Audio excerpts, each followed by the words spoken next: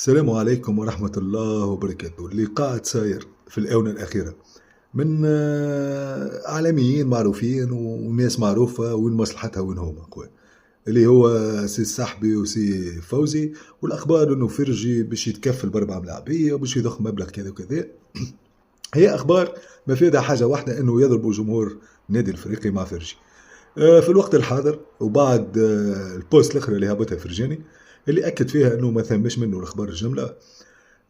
فرجي يبقى على الراس والعين. مرحبا به في كل وقت في النادي الافريقي، نحترمه وبارك الله فيه على الشيء اللي عمله، وديما يبقى يدخل في تاريخ النادي الافريقي بالشيء اللي عمله. به الحل الوحيد في الوقت الحاضر شنو؟ نكونوا يد واحده اخويا في اول فور وان، الناس كليك اول فور وان، 10,000 ولا 20,000 ماهيش باش تنقص منك حتى شيء.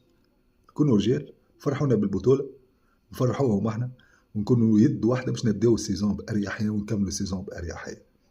بهاللي 10,000 فرنك ولا 20,000 ماهيش باش تفكر، كل قدير وقدره. نكونوا يد واحدة من أجل الشعار، نكونوا يد واحدة باش حتى واحد ما يعمل علينا مزايد. وبار هذا ثم برشا مفاجآت أخرى، ثم مشاريع أخرى باش ندخلوا منها فلوس، أبار موضوع الأول فور وان. أما الحل في الوقت هذا قبل ما تبدا السيزون باش حضروا انتداباتنا وجونا يبدا مريقل والجمعية تبدا ماشية في السكة صحيحة. الحل الوحيد كنا يد واحدة، ضربة واحدة، الأول فور وان. نداء اصحابي واحبابي رجال ونساء في الباج نتاعي، كنا نكونوا يد واحده خويا. ما نبخلوش على الشعار، كنا اول فور وان، وان شاء الله زينه، وان شاء الله ربي يوفقنا، وان شاء الله ديما مربوحه، وان شاء الله ديما شعار في العالي. السلام عليكم ورحمه الله وبركاته.